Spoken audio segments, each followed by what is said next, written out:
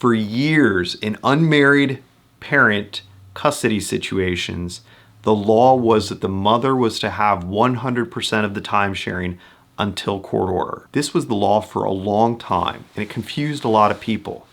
And a lot of dads would call and ask, because I'm a divorce and family law attorney here in Florida, and would ask about their rights, and I would explain that you need to get a court order. And the reason why was the mother is presumed to be the natural guardian of the child until the father gets a court order. And this is in situations where the parties were not married. So a child that was born out of wedlock. Situations where the parties were married are different because that's governed by the dissolution of marriage statute, and it had a different presumption and put parents more on equal footing. But if the parents were not married, so that's what this video is about.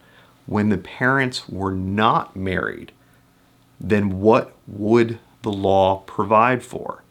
And prior to July 1st of 2023, the mother was considered to be the natural guardian and therefore entitled to 100% of the time sharing until a court order. But this year, the statute changed. 2023 saw a change in the natural guardian statute, basically stating that now mother and father are on the same level if paternity has been established. Paternity still needs to be established, but once it is, again, that's where the statute kicks in. And people will ask, well, how is paternity established? The statute is very clear that obviously there's a case that can be filed, and by Florida statute 742.011, basically you're able to file a paternity case and establish paternity. So that's one way to do it. And some people might be watching this video saying, well,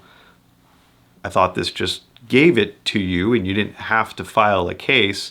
So there's another statute that you look to figure out how to establish paternity. The second statute you look at is Florida statute 742.012 subsection 1. And that statute explains some of the different ways you can establish paternity, like doing a acknowledgement of paternity form.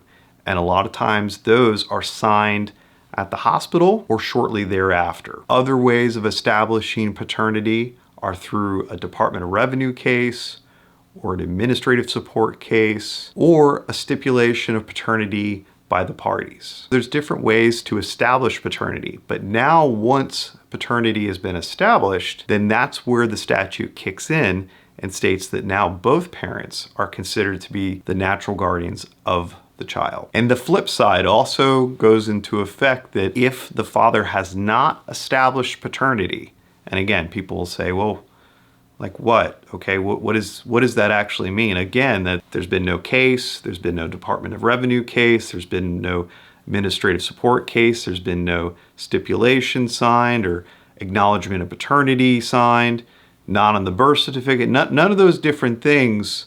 If the father has not established paternity, it reverts back to the mother being the natural guardian of the child for situations with unmarried parents. The law has remained unchanged in that the mother would be the natural guardian of the child if any of these ways of establishing paternity have not occurred.